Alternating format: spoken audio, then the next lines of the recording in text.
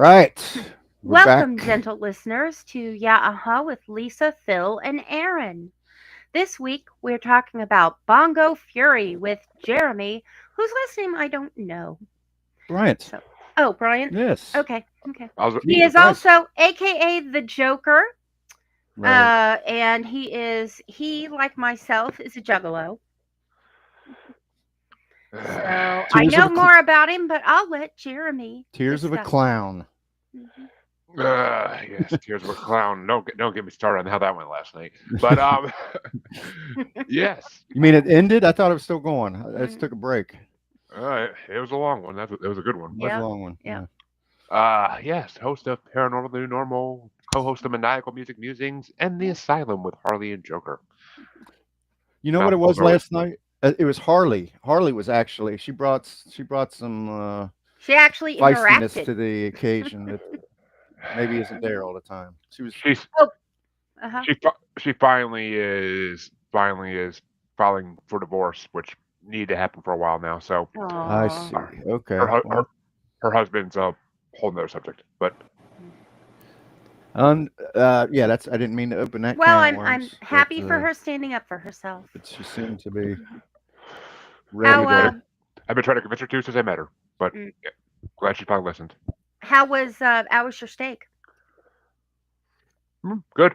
As good as steak can be nowadays, since they don't sell real steak anymore in stores, Mhm. unless you want to pay $70 for a steak. Oh, amen. You didn't get Omaha steaks, did you? Oh Those God, things Oh are no. God, those those are things are awful. shit, man. I don't They have understand. been good. My aunt sent Omaha. us an Oma gift basket one year, and it was yeah, My my mom likes to send those out still. Omaha has been good since the '90s. Hmm. yeah. Mm-mm. Tube Well, steak it's smothered in underwear. Mm. Not I, quite. I mean, their bacon wrapped filet mignons are still pretty good, but that's pretty much it. Yeah. well. I mean, do you have not to get too deep into this? We want to get to a topic that Aaron's more interested in than red meat. But don't you have a Kroger or something around? I mean, our Kroger provides pretty good butcher Decent. services Decent. Um, if you I go to the mean, correct ones. if you want to go to Wegmans or Whole Foods, you could probably get Mm. good stuff. But I can't afford to shop at those places. That's ridiculous. Yeah. Yeah, have you seen that thing where the woman buys the whole steak and then cuts 18 steaks out of it, and she paid $124 at Costco for this whole big thing. She had to go to Costco corporate, I guess, but she got this giant piece of meat and she cut 18 steaks plus 2 pounds of ends, Yep. and she it ended up being like $6 for a big steak. That would be 18 steak I meals for I'm me and I mean, Philip. we've considered and we're still considering possibly going in on like A that thing cow. where you buy a cow with with a bunch of other friends and Yeah. you each take home like an even amount of it. Like Mhm. we've considered that because I mean that's So have affordable at we. least. Yeah. Yeah. So We we're just gonna do don't 3 have more enough minutes on friends. meat here. Or are we gonna get on Oh, with we're the done. album? We'll Jesus let you. Christ, people! Yeah, Aaron's let's not a get on meat it. Fuck. guy. Come on. Okay. All right, Aaron, you brought I it thought, up. oh, So Phil already said something. yeah. I'll let them go for a few, and then like a minute and a half later, Well, you did listen to it's this just like it's 30 times in a snowballing. row. So We're ready to go. More so meat talk. why don't you lead it off? We're talking. This is an Aaron's audio audible, Mhm. and that's all I'll say. I'll let Aaron That's introduce all you'll say. at this point. Uh, for the So intro. okay, this one's Zappa Beefheart, Bongo Fury. It's the last Zappa album featuring the Mothers. It's the first Zappa album with Terry Bozzio as the drummer. There's some conceptual continuity in this one. We have Potato Head Bobby from One Size Fits All showing up. And we have Potato Heads later coming up in Thingfish with the Mammy Nuns. Head like a potato, lips like a duck. But I'm getting slightly off topic of Bongo Fury. It was a mostly live album recorded in Austin, Texas. Captain Beefheart found himself, I think, without a record deal and made amends with Frank. Was doing an album on Discreet Records, which is his label, and was doing a very short tour with him. And this is from 2 shows on that tour, actually, both in Austin at the Armadillo World headquarters, which Yeah. is defunct. You covered about all 40-50% of my notes there, Aaron. But good job. Fowler trombone, Napoleon Murphy Brock on tenor sax and lead vocals, Terry Bozzio on drums, Tom Fowler on bass, Denny Wally on slide, George Duke on keyboards, Captain Beefheart on vocals, soprano sax, and madness. Thank you very much for coming to the concert tonight. Hope you enjoyed it. Good night, Austin, Texas, wherever you are. Oh, sorry. Back when Austin was cool and held good events like that. There you go. So the first thing I noticed about this album was Captain Beefheart's voice. Although I did have to clarify with Aaron because when I heard Frank's outro after one listen, I was like, he mentioned more than one vocalist. But Captain Beefheart's voice is very distinctive, very avant-garde. Everything about him is starving artist. Yeah, I think he was Gibby Haynes before of the Butthole Surfers. Yeah. Some Tom Waits about it too. Yeah, I get that. Very raspy voice, very acquired taste. Deborah Cadabra, say she's a witch. Yeah. That was so good that we might get flagged, but that's okay. Feel free to do that whenever. But I'm so receptive. Like when we do these, I want to like the album. So I'm like, am I going to be prejudiced? You don't have to.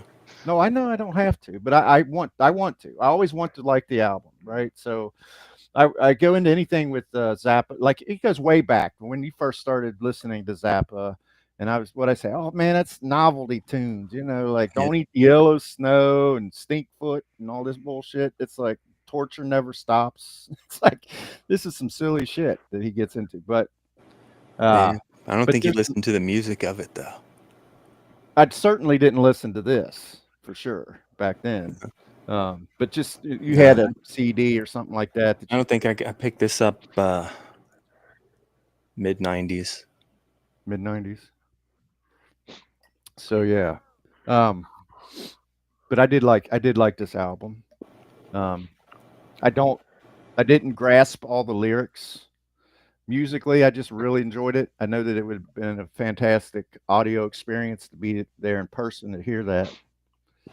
But aside from that, I'll reserve my comments for the songs. What did you guys have an overall impression, Jeremy? I mean, as you said, this is my second time. Well, it's like my fifth and sixth time listening to this album now, and I mean, when Aaron first started introducing me to Zappa at the Rolling Stones participants bracket, I at first was like, "What the freak am I listening to here?" Like I couldn't comprehend it at first. What was that? I don't know what it was.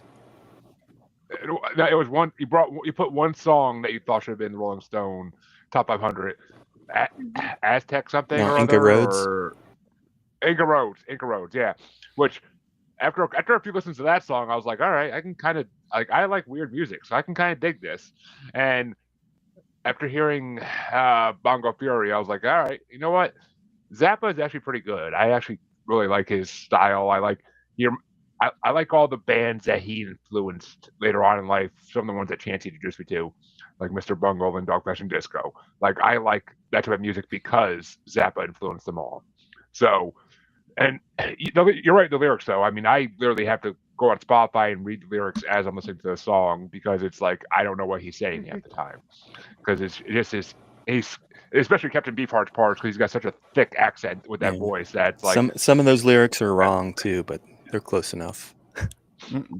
Yeah, I mean it's hard to understand, and they definitely don't follow along with the song, so you have to kind of like guess where you are if you pause it and go back to it. But the lyrics are amazing. I mean, and hearing a Grace because after you brought this on M Cubed, CJ immediately couldn't stop talking about the song Titties and Beers, so he had to bring on the compilation Have I Offended Someone on the show. So Well, it's actually a really good song. No, yeah, no. I mean, yeah. I just mean, the title alone. Okay.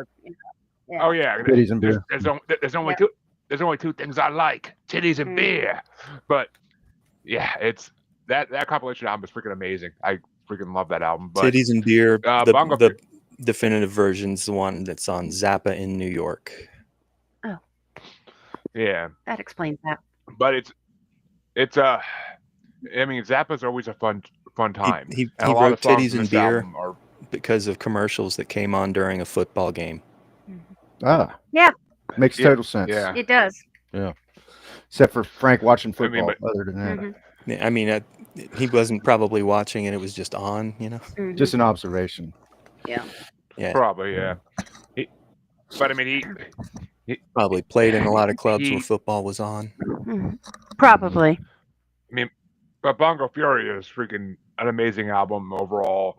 It's fun. It's fun the whole way through. And Mhm. I'm usually a fan. I'm usually not a fan of live albums, but his live album doesn't have what live albums usually have, which is like you can hear the audience in every freaking song, and that drives me Right. nuts. I hate that. Mhm. So, but Zappa's audience isn't like that. Mm. They just let the master do his work, and they sit there respecting. Well, he also mixes it down in the utility muffin research kitchen. He's got it going. That's the Well, name of his mobile studio. I heard or I read that part The of UMRK. Muffin Man at least was recorded in studio. The Part of- introduction The introduction. and probably some overdubs. Yeah. All right. Well, I made I like the backstory. I said I wasn't going to say anything further till we get to the notes, but I did make a little video, and I like the backstory to the album. So let me run my video here to kind of set the tone. All right.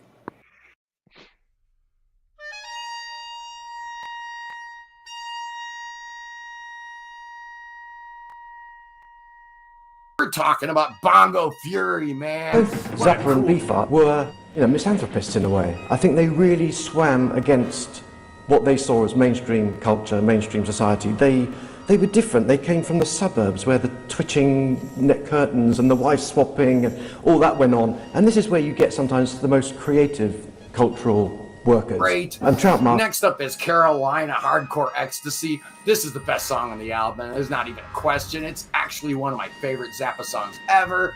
He had dropped out of school by that time and spent most of his time staying at home. His girlfriend lived in the house, and his grandmother lived in the house, and his aunt and his uncle lived across the street. And his father had had a heart attack. His father drove a Helms bread truck, and part of the time Don was helping out by taking over the bread truck route and driving up to Mojave, and the rest of the time he would just sit at home and listen to rhythm and blues records and scream at his mother to get him a Pepsi. And I think the Zappa Beefheart one is particularly interesting. I mean, they both knew each other as schoolboys when they were obsessed with scatological jokes and doo-wop and R&B.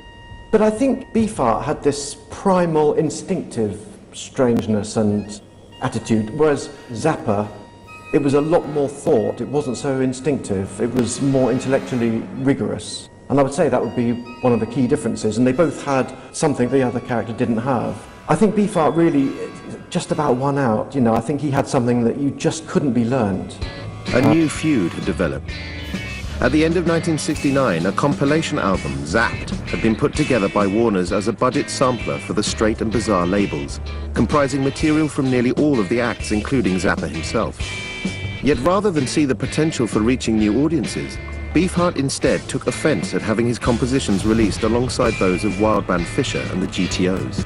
I think it was just an ego problem there, and which then became amplified, and he thought that Zappa was using him as just as another freak on the label, rather than a genuine musical composer.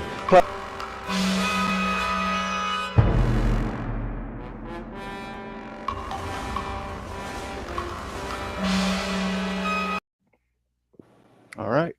Some unsolved mystery feel to that video. Yeah. Well, Very Yeah, dramatic. right. It did have kind of a feel to it. well, I The read dramatic that music in the background of it was. Frank was inspired by a French composer named Edgar Varese. Varese. And that was a composition by Varese. I just pulled Oh, out of cool. Oh, yeah. so we'll probably get flagged it was- and it kick off the wasn't internet. unpleasant. But, say the be.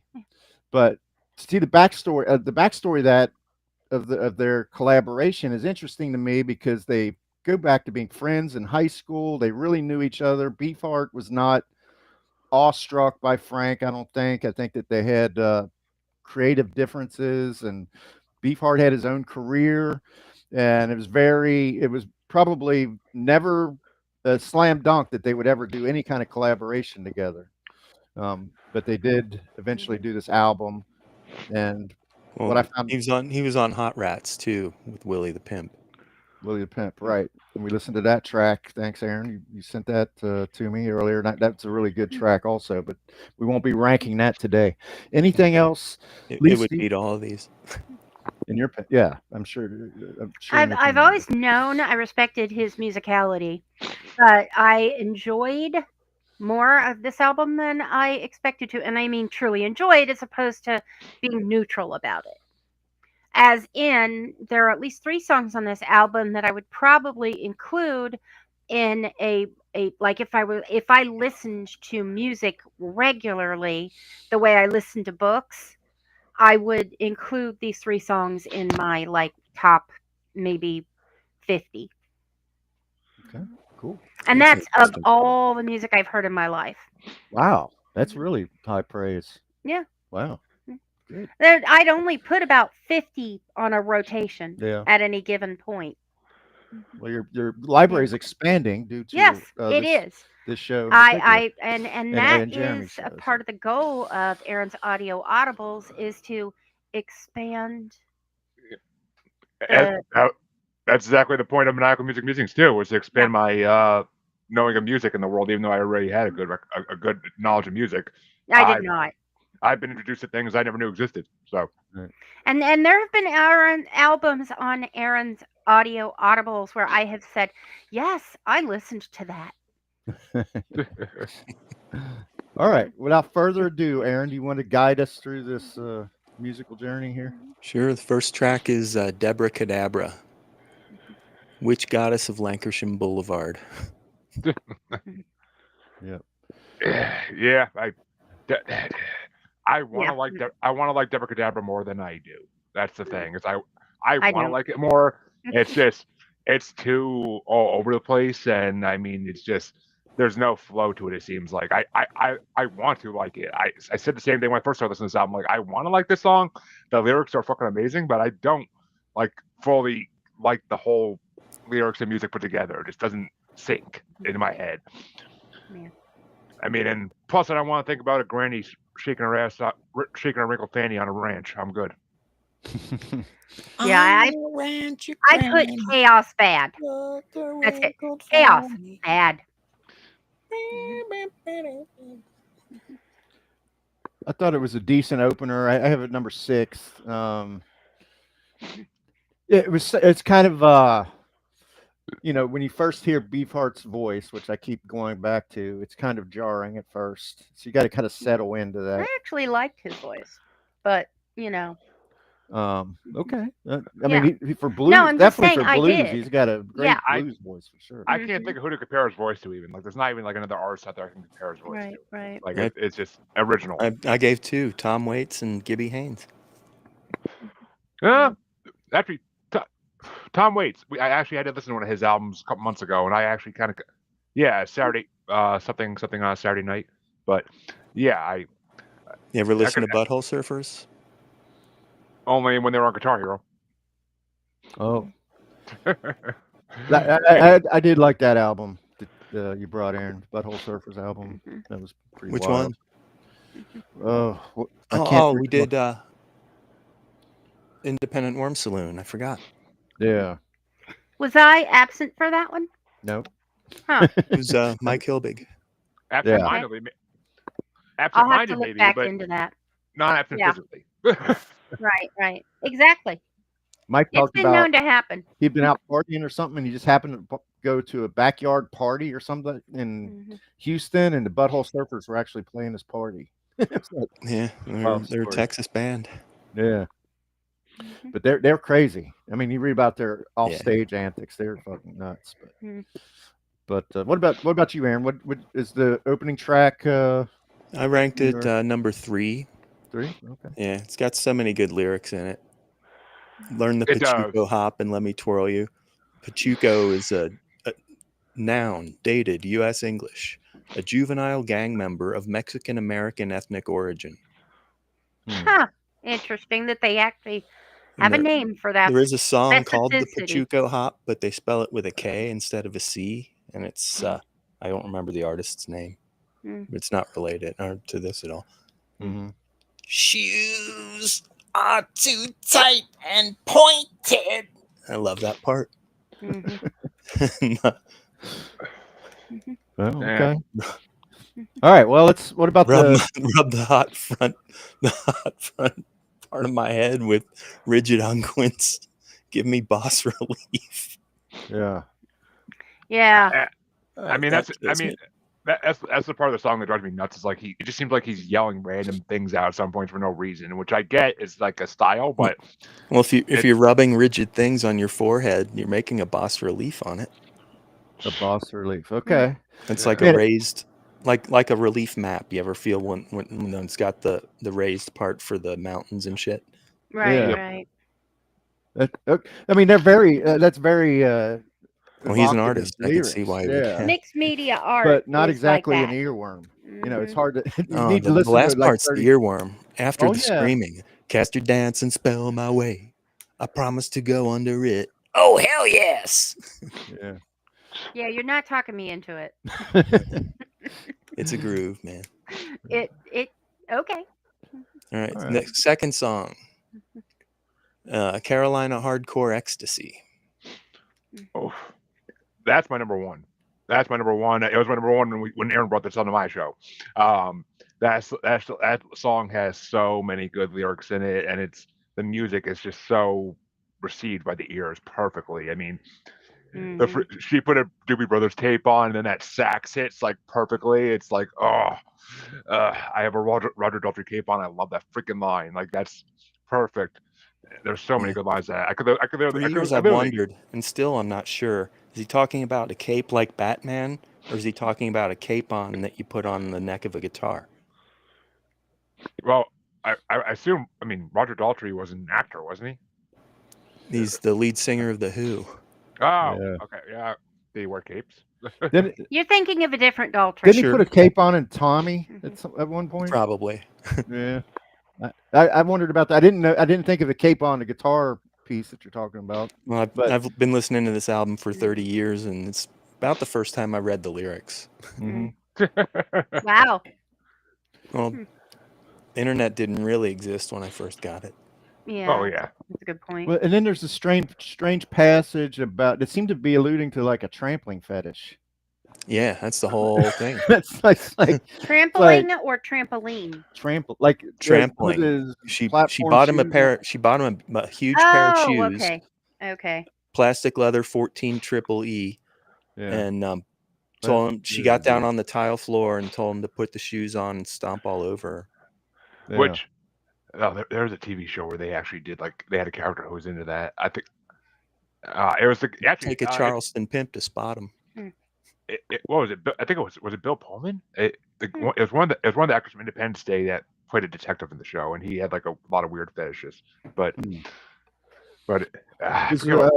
okay, well, but then at 3:49, that's when Frank starts. I mean, his guitar work in this album, I find it, his guitar work in this album is fantastic, and I feel like it's a little bit different from the album that we did before, and maybe a lot of his other work where he has really a iron grip control on all the sounds that are emanating from the stage. It's more of emotional. It's more not more free. It seems like he allows Beefheart to do his thing, and Frank is enjoying just riffing on that guitar, because the blistering guitar work on this is just unbelievable, and this is like where it first crops up, and that's what I don't think Beefheart even sings on this one. Okay. Well, speaking of the album as a whole, but, and the event, you got to whenever I hear a live album, when he's sitting off to the side of the stage sketching or something. Yeah, that was interesting. I read that. That would be peculiar, wouldn't it? Yeah. He's entertaining himself. The lead singer just kind of, you know. But I mean, what do you do in front of people when you have nothing to do and you don't have a tambourine or something? You know, it's Yeah. like, Give the man a tambourine, damn it. yeah. Well, I mean, it's like when CJ is talking on my show, I usually just like find something else to focus on for a few minutes because I know I have a few minutes to do something. It's just one of those things. Like you gotta find something to do other than just stare at the screen blankly. I was disappointed that CJ didn't have time to listen to this. Yeah. But yeah, That was a Yeah. bummer. he's going through a lot right now, so I get it. But Yeah. But You're in our hey. By hey, 10, hey, hey, by we're 10 in- o'clock, her arms and legs were rendered. Looked to me like her mouth had been extended, or no, looked to me as though she had been blendered. Something about her mouth had been extended. I don't remember the exact phrasing of it now. But the end does shred. But it might seem strange to Herb and D, Carolina Hardcore Ecstasy. well, So the that guy was my in our- number 2. Okay. Yeah, Philip and I both. It was our number 2. Well, we already know it's going to be strong contender for Contender, the banger yeah. here, but Mhm. and there's the a guy in close the one. yeah, Mm-hmm. the guy in the intro video said it was the best song hands down. So obviously we disagree with him, but still a very good song. So. Yeah. I mean, just the way he says ecstasy, like it's just like I hear that and I'm just like you kind of like nod your head along with that song when they get to the chorus. Like it's just it's almost like his most mainstream sounding song in a way on this album. Yeah. Which which one? It's smooth nonsense. The most accessible. Carolina I'm Hardcore here for Ecstasy's it. mainstream. It's the closest you'll get for Zappa to be close to mainstream. Yeah. Looking on this, yeah, I mean, yeah, nothing's mainstream on this album. The thing about Frank's voice, 200 years old. And that's not close to mainstream at all. That's a weird ass song. That's just a good blues song, man. Yeah, it's grindy blues. Well, one thing about Frank's voice, I think, is that if you were to put a sound on sarcasm, if you were to apply a sound to sarcasm or satire, his voice is absolutely projecting that. Just the way the emphasis he puts on the different syllables and stuff. It's just you know, he doesn't have a beautiful singing voice or anything like that, but it's very distinctive. No. Anyway, what's the next one, Aaron? The next one is a poem from Captain Beefheart. Sam with the show and scalp flat top. Particular about the point it made. I opaque melodies that would bug most people. I'm not a fan of that song. I never ever listen through. I keep thinking I'm gonna like it more, but it just never happens. The only thing I really enjoy about that song is like when they kind of do like a wild thing, like melody at the end of it. Like that's the only part I really like. Dude. Oh, that's okay. I knew I recognized it, and those are two very similar songs in sounding. Frank Zappa's favorite piece of music, pretty much ever. Louie. Yeah, Louie is very influential to Frank. Okay. Okay. Yeah, it's a classic. Yeah. Not Edgar Varese. Well, that's his favorite composer. But I think he said that he's taken more from Louie than anything else that's come before him. Okay. The thing about this song is all the little music fills as he says things. They're just really cool. Yeah. I agree. It was a beat, it's like beat poetry, right? I mean, it's pretty much exactly what it was. Yeah. It reminded me a little bit of the album Jim Morrison did. Yeah, An American Prayer. Yeah. Which I used to listen to that a lot. Indians scattered on dawn's highway bleeding. Ghosts crowd the young child's fragile eggshell mind. Right. I used to listen to that when I was delivering papers. The bus gives you a hard-on with books in your lap. That's a good line. Yeah. So I've ranked it number 7. Showing scalp flat top. Yeah. Oh, you ranked it number 7? Like yeah. Gee, I didn't think it'd be that low for you, but yeah, that's exactly only 9 songs. Yeah, I know, but that's why I ranked it too. I got it 9 actually. Yeah, I got it at 4. Opaque melodies that would. The Starlink. Starlink. You heard us talking about Musk earlier, I guess, or Musk heard us, I guess. I've listened to Trout Mask Replica. Yeah, You're now. You blanked for a moment there. I've listened to Trout Mask Replica, which is his masterpiece, basically Beefheart's masterpiece, many times, but it's always like not a chore, but an exercise to get through. It's very complicated and weird. Okay. And he says in this, opaque melodies that would bug most people. That is him to a T. Yeah. The next one after this, Poofter's Froth, Wyoming plans ahead. There's my number 9. Yeah, That's my number 5. I do not like that song. I mean, I like some harmonica and music, but Jesus Christ, I cut back on the harmonica. It's almost as bad as the cowbell on "Don't Fear the Reaper." That's Beefheart on harmonica. Ugh, God, I can enjoy some. Not our fault. But it's like Charlie Sheen said in 2.5 Men to freaking Steven Tyler: "People come to hear you sing, not to play harmonica." Well, I wrote, "It's got it all, country and western." He describes it as a cowboy song, right? Yeah. Yeah. I imagine the Blues Brothers stand behind that fence with all the beer bottles busting against the facade of it. And, yeah. This one's about this little town in Wyoming a year before the bicentennial, getting ready to sell all the crappy trinkets for the bicentennial to the world. Little hoods, little goods, little doodads from the woods. Yeah. The entire stock is shipping. Oh, our shot is hardly slipping. I love that line. Yes, a special beer for sports and paper cups that hold 2 quarts. Yeah, they were especially all over the bicentennial, weren't they? It was approaching, and they were attacking the marketing of it. It was a big fucking deal, man. He couldn't escape the bicentennial crap. Yeah. Remember all that? I do. I was in kindergarten. Yeah. Before my time. Was that kindergarten? Yeah. First grade? Kindergarten? My dad bought the bicentennial YeahUhHuhPod beer. This was 1976.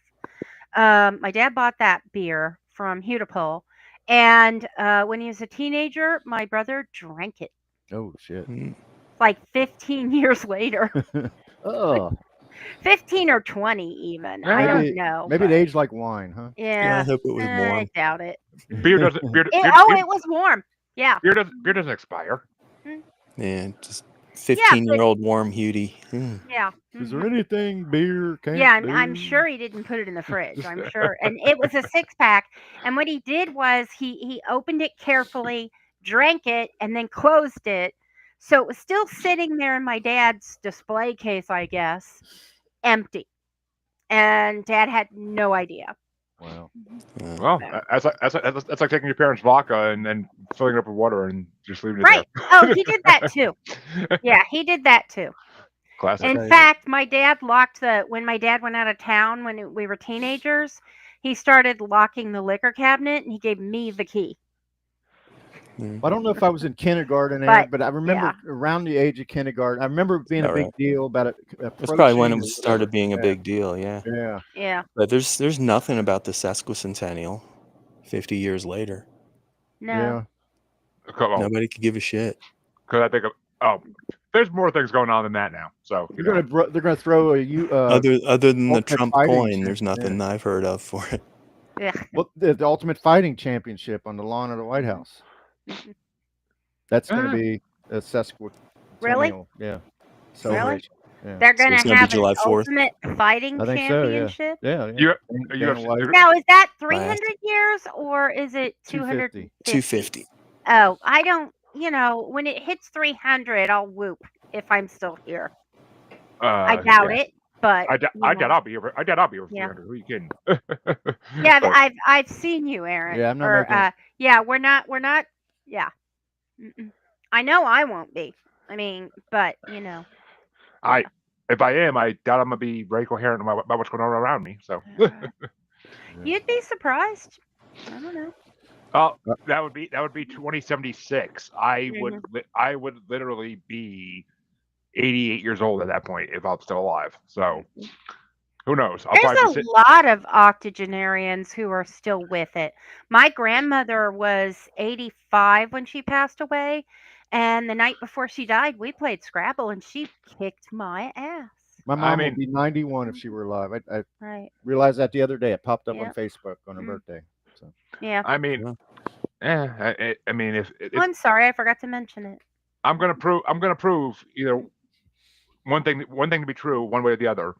Either cigarettes can make you live longer, or they kill you. So I'm not sure. I've seen reels trying to prove both, but we'll see which one's true. I Mhm. think I know where. I would think you're going to have side to on. go with the preponderance of I mean, evidence there. They say that in the 50s, 40s that they were proving that nicotine cured cancer and cured everything else too.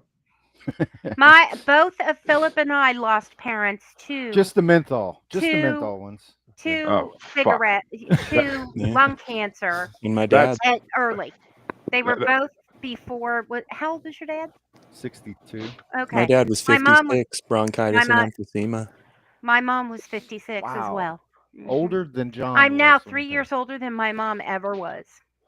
All right, Aaron. Oof. Let's keep this. So this joy flows moving. into 200 years old. They're almost Okay. like a pair. Oh. I ranked them 5 and 6.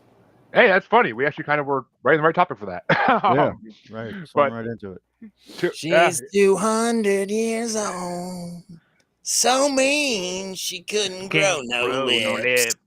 I love that line. The can't grow no lips line. I freaking love. That's my number 6. It's Just like she okay. had true religion, boy. It's more Beefheart on harmonica. Yeah, but And, dealable. It's a dealable amount of harmonica. I think is this the one that had the intro with the horribly foreshortened cornflakes? Mm-hmm. Yeah. Yep. The Frank part, right? Mhm. Yeah. Yeah. I had it number 4. I liked it. Yeah, I like it. It was really bluesy. It was, it's pretty almost a blues standard. But what? Mhm. It's my number 1. I love some grindy blues. Yeah. So, There you go. And I mean, I didn't dive into the lyrics the way you guys did. I kind of more concentrated on the music with this. I didn't look up the lyrics. I felt like I could hear them enough, but Yeah, I it's the metaphor for the country. She's 200 years old, Mm-hmm. yeah. broken down, pocking up in front of the jukebox, just like she found true religion, boy. Mhm. So mean she couldn't grow no lips. Mm. Now she's almost 250. Still can't grow Yeah. no lips. Probably not. Meaner. Mhm.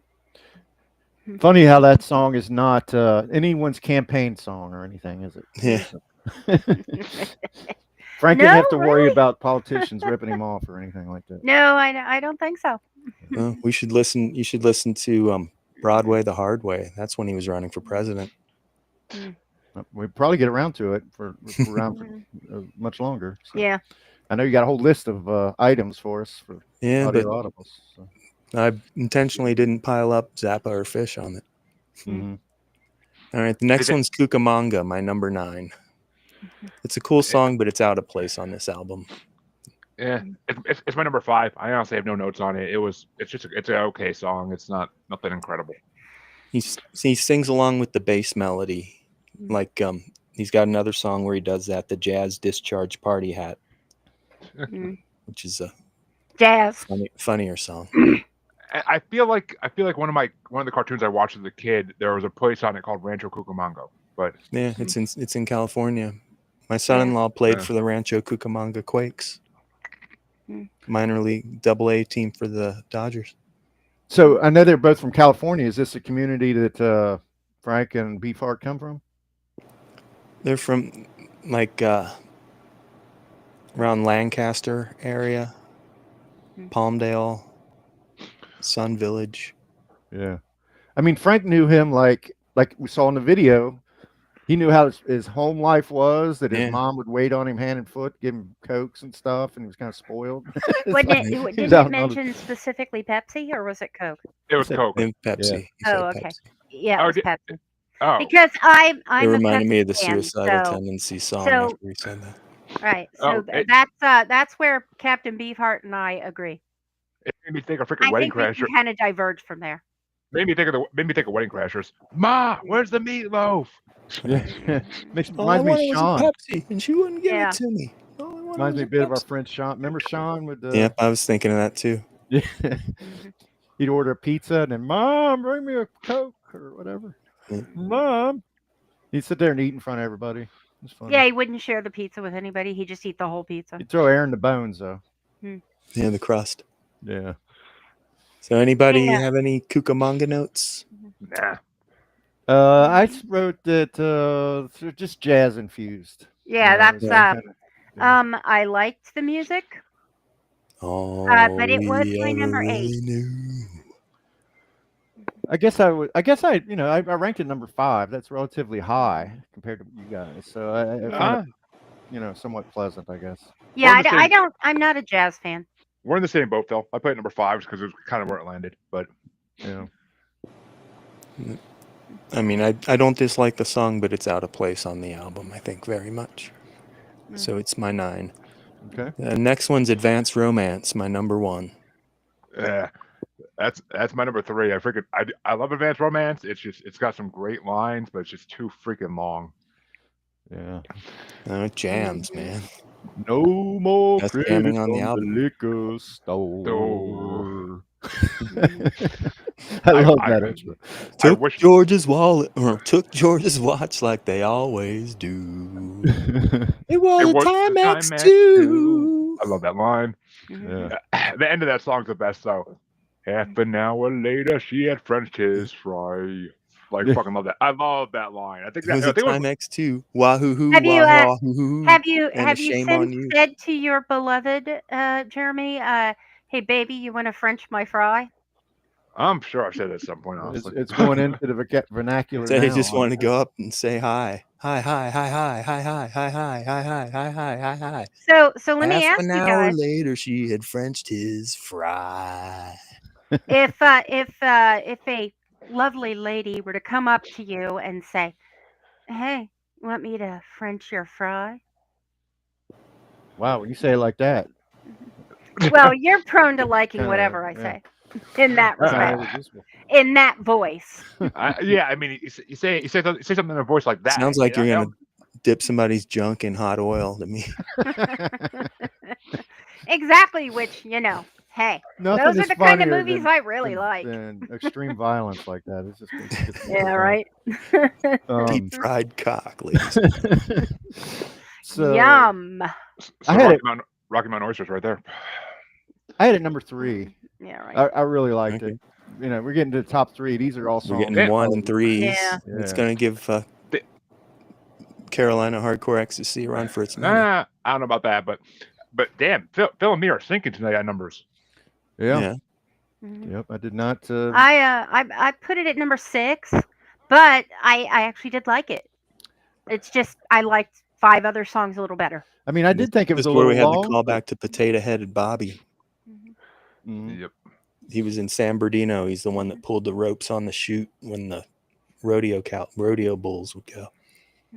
Well, I love it when he says corn fed. It's like, what the fuck? Corn fed. Corn-fed. It's like, what the fuck is that? That was just out of nowhere. That was like, what? It's But it rhymed. somebody, some person newly arriving to the big city from the country. Yeah. Yeah. Well, maybe Frank was still watching football because every time I watch college football, especially if Nebraska's playing or something, they say, "Well, he's a corn-fed Yeah. lineman from Nebraska." So Mhm. The thing is there with that, and you're saying it sounds like they want to deep fry your junk. Well, when you said, "Would you like me to French your fry?" I'm like, Yeah, I don't right, know. That exactly. sounds like. I went blowjob in my head. I went Oh. blowjob. yeah. Well, that's what. It was when the you hear fry. Mhm. Oh, it's a large fry. So what can I say? But How about just French or tater tots? Mhm. How about Yeah, she did that. I don't know if that's good or bad. Advanced romance. I'll just say Philip doesn't have to wait for his birthday. Yeah. Oh, Harley called us out for being disgusting last night because Lisa said something. Lisa said something that was complimentary to me, and it was like, well, you know. Well, Oh, yeah, Harley's having a hard time. Yeah, and Lisa said something to Phil, and Harley's like, I think I screwed my mouth a little bit. Right. Yeah. She was feisty last night. She announced she was going to be feisty, and then she was. Loved it. And we I loved it. That's good. She delivered. I actually had people reach out to me on Twitter that I don't even know saying like that was a great show. Cool. Yeah. I was like, that never happens. Well, I was wiped out. I was like, I didn't know if I wanted to be honest, but because you I know showed they last a long time. But it's like I didn't know if I wanted to do it, but I enjoyed it once we got into it. Yeah, it was a freaking amazing playlist. That was part of the problem. Yeah. It was such a good playlist that everybody had comments on everything. Yeah. All right, Aaron, where are we at now?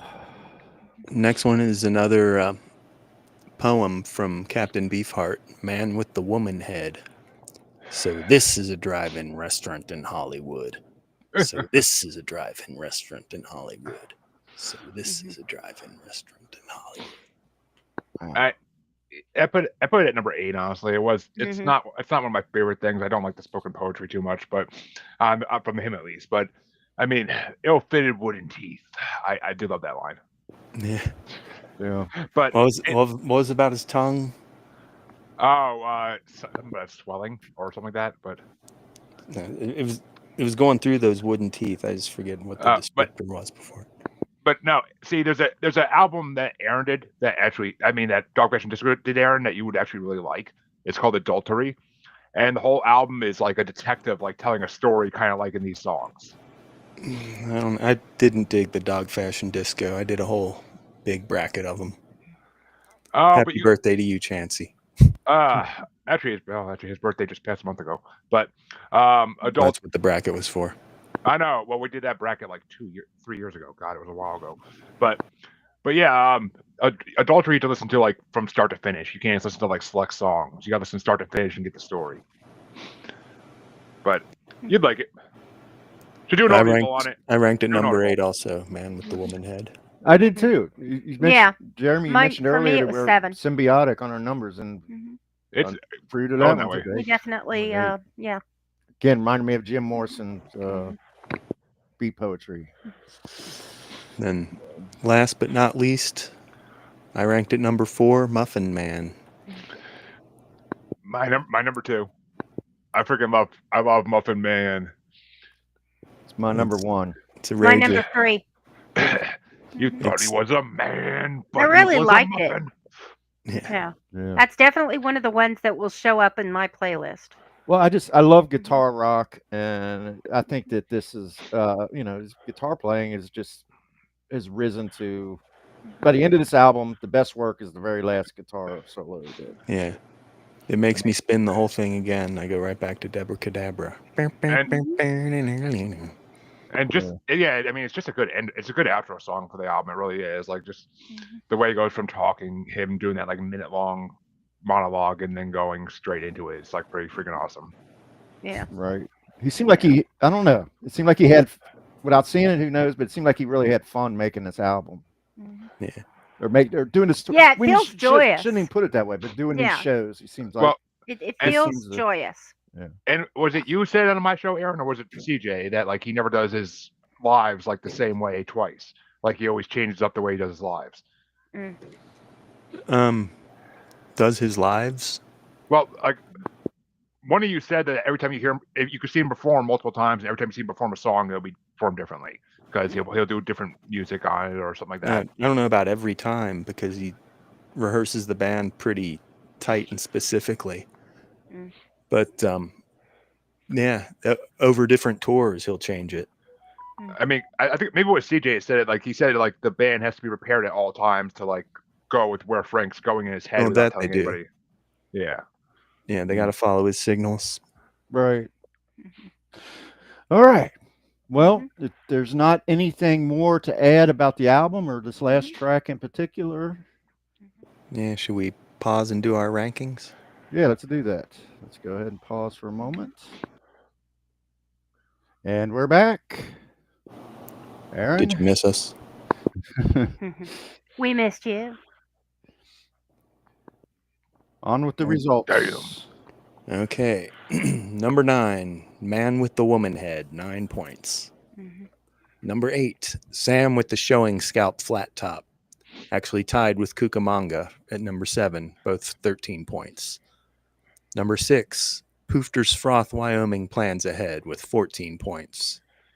Number 5, Deborah Cadabra with 18 points. Number 4, 200 Years Old with 23 points. Number 3, Advanced Romance with 27 points. Number 2, Muffin Man with 30 points. All right. So we're at our number 1, Carol.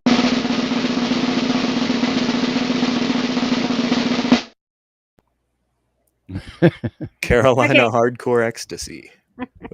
Well, that their song right there is a real banger. It's a banger. It's a banger. It's a banger.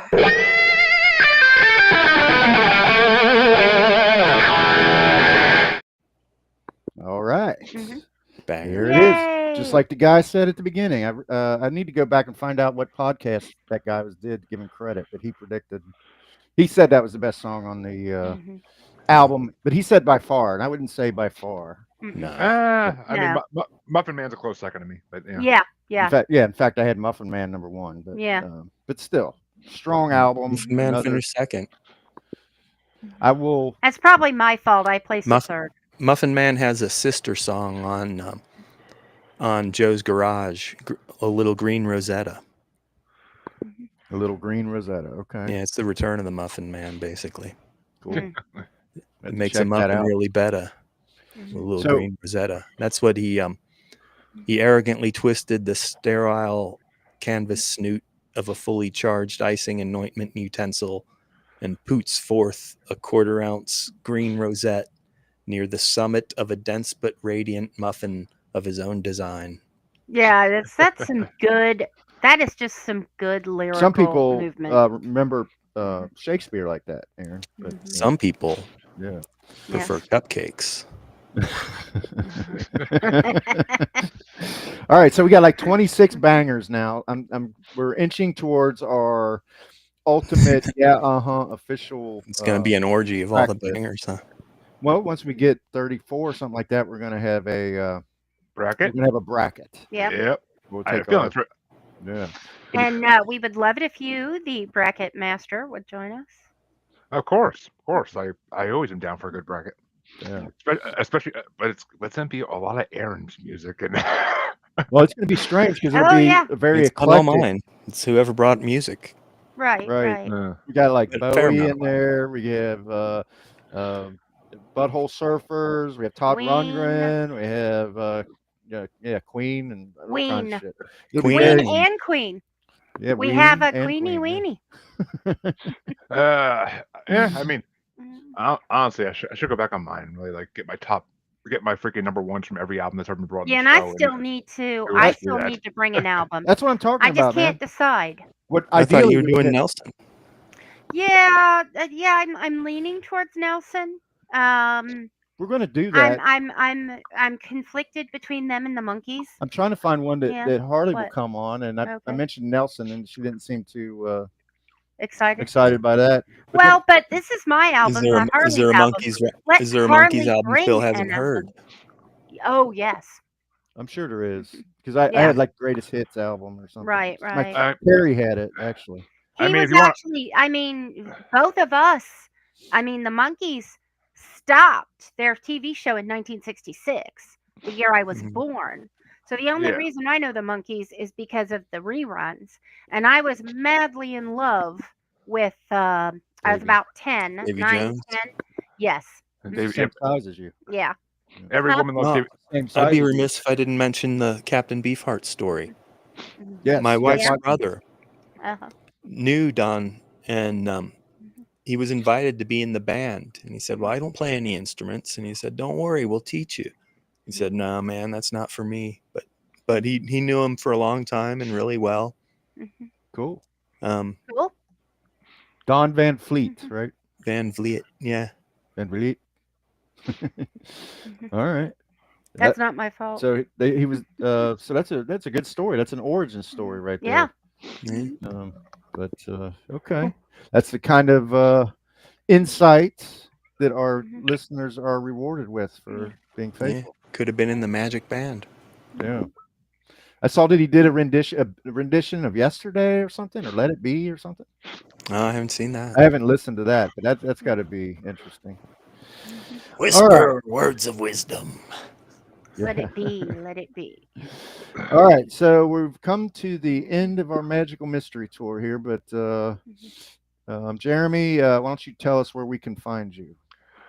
Yeah, you can find me on Facebook as Squatchy Largefoot, on X and the Gram as that Juggalo Bastard, and on YouTube under any of the 3 show names: Paranormally Normal, Maniacal Music Musings, or The Asylum with Harley and Joker. All right.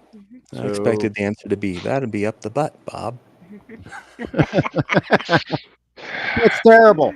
All right, it's middle of the day, Aaron. I'm sober. And we should also say that we're on the Antisocial Network, since I ran the wrong intro that didn't have our canned. I thought it was a different intro. I'm like, what the? I'm like, did they change the intro? That's our original intro. I just flaked on that.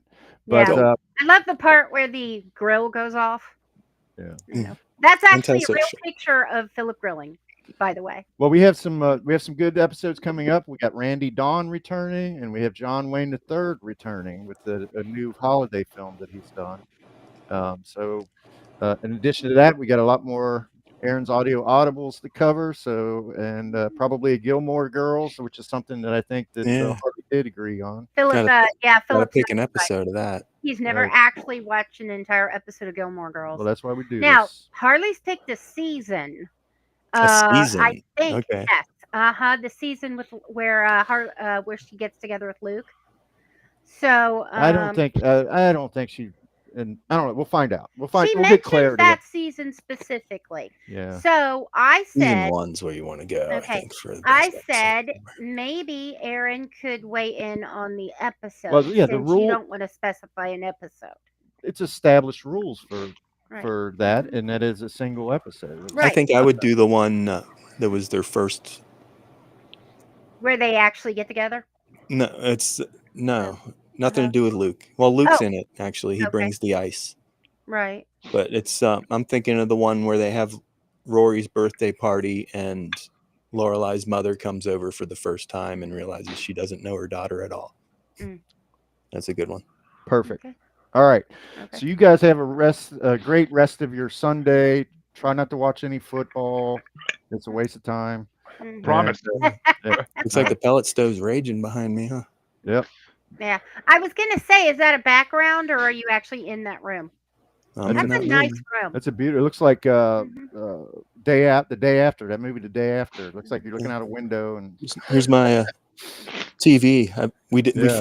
We forgot we had the projector. I'm like, we need a TV down here. Oh, that reminds me of the monitor on the IT crowd. Yeah. It's on fire. Yeah. All right. You guys have a great. Does look you like guys it's on have a great fire. Sunday. I See you do guys. love that show.